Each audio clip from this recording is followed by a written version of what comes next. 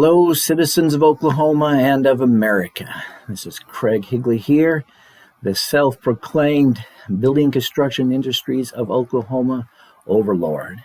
Today we're going to jump into more of the Construction Industries Board. Specifically, we're going to be talking about the Building Inspectors Committee and the board itself.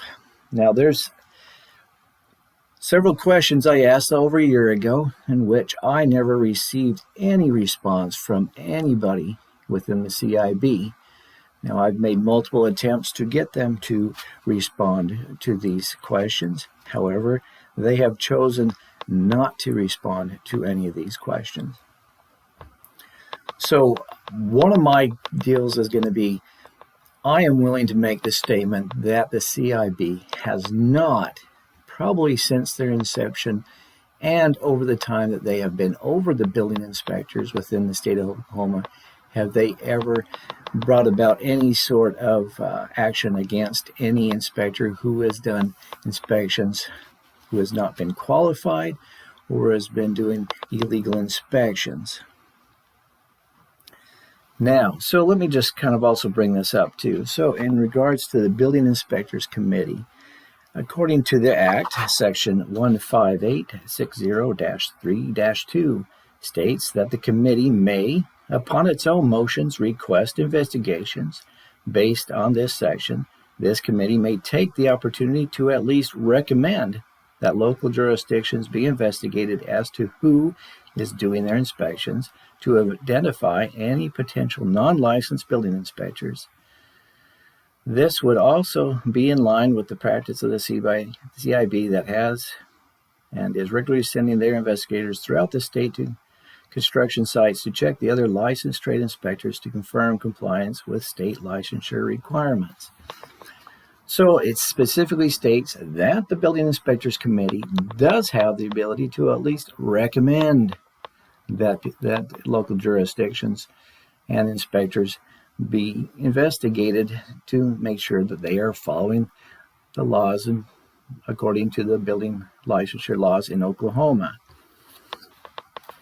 So the questions that I proposed first and foremost to the Building Inspectors Committee were these 8 questions. Now, I also must make note that when the committee did not answer these, I sent these same questions in regards to these questions to the board. So they have also had these same questions brought up to them. And the questions are, 1, as an advisory body to the CIB, has the committee made any recommendations to the CIB to conduct any type of process to periodically check with local jurisdictions for properly licensed inspectors? Simple question. Have they ever done it? Have they ever gone and suggested to the board that they go and do this? 2, if the committee has not made any recommendations to check with local jurisdictions, why has the committee chosen not to make any recommendations? Fair question in my opinion. If they're not making that recommendations, why? What is it that they're holding them back from making those recommendations? If the committee has made any recommendation, who in the CIB decided not to follow these committee's recommendations? Again, a very fair question. Why? Who's blocking these investigations if their committee's asking for them? Number 4, does the committee believe that all local jurisdictions employing or contracting with inspectors are making sure they are complying with building inspector licensing requirements? Now, one reason I ask that question is we know that the CIB sends out their investigators throughout the state to go to construction sites to check on people's licensures. However, it does not appear that the CIB has taken any effort to at least make a phone call, to contact anybody within these local jurisdictions to find out who they have employed and what, and if these people are licensed. 5, does the committee believe that all individuals providing building inspections are making sure they are properly licensed for all inspections that they are performing? Again, just following up, what are they looking for? If the answer to either questions 4 or 5 is no, What does a committee believe its responsibility should be as part of the state's building inspection licensing body? Again, these are the building inspectors committee. Their whole job is the inspector side of things. Does the committee believe that the building codes provide for the protection of life and safety of Oklahoma citizens in our built environment?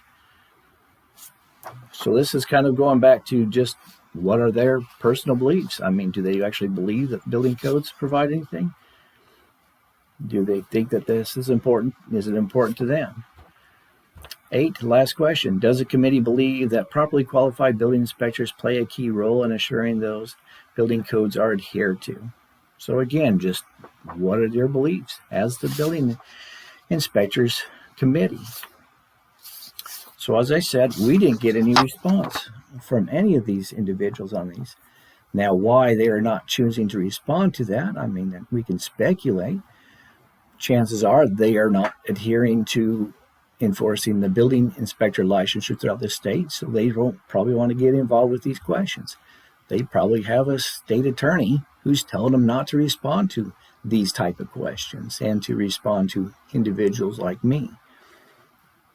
So one thing I looked at and went through my records again, and I had kind of interested, how long these individuals have been in there, and I came across where I printed up who was in these committees and the boards back in August of 2022, and I also, here just printed up what the CIB website already states. And we have a Keith Walsh, a John Taylor, a John Moore, a Les Curry, and a Brian Logan. All of these individuals are active licensed inspectors within the state. All of these gentlemen were also part of the inspectors committee back in 2022. And I would almost guarantee that these are the same individuals, probably been in these positions way longer than 2022. So why is it that we have licensed inspectors who are supposed to make sure we're having any licensed inspectors in the state of Oklahoma? Why are they just sitting on their hands? Or 2, why is it that the board is not taking any of the recommendations if they are making recommendations? Answers that the committee will not step up and answer. The board itself will not step up and answer. None of these individuals want to step up and answer the questions as to what they believe and what they are doing or not doing. Now, as far as the board is concerned,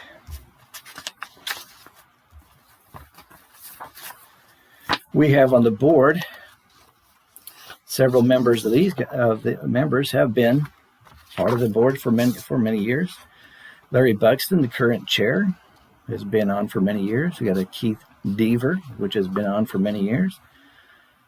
Todd Finley, who's been on for many years, and is also representing the building inspectors, which I thought was kind of interesting on his bio, based on the CIB website, that he was a inspector years ago, but has since been moved on to becoming something to do with the fire and being the fire marshal for the city he worked for, and is now serves as mayor of the town of Moreland. It doesn't sound like Todd Finley's much of an inspector anymore, and it's probably not a good example of what the board should bring in for representing the inspectors. It appears to me that the inspectors is kind of a side note with the CIB at this point in time. So anyways, in conclusion, we have really just a board and a committee who is just there in name only when it comes to the building inspectors. Apparently they are not interested at all in providing any sort of oversight for the building inspectors in the state of Oklahoma. Again, I'll state, I don't think they've made any attempt to investigate or bring about any sort of changes to anybody who is not licensed or has the wrong licensures for what they're doing. So this is one of the reasons I have made known earlier that I think the CIB should not be over the building inspectors in the state of Oklahoma. I'm going to stay with that. And we'll probably have to get into more of the CIB on other topics here later. But for now, I think we'd like just to end right there. So I appreciate everybody who watched, and have a great day. Bye.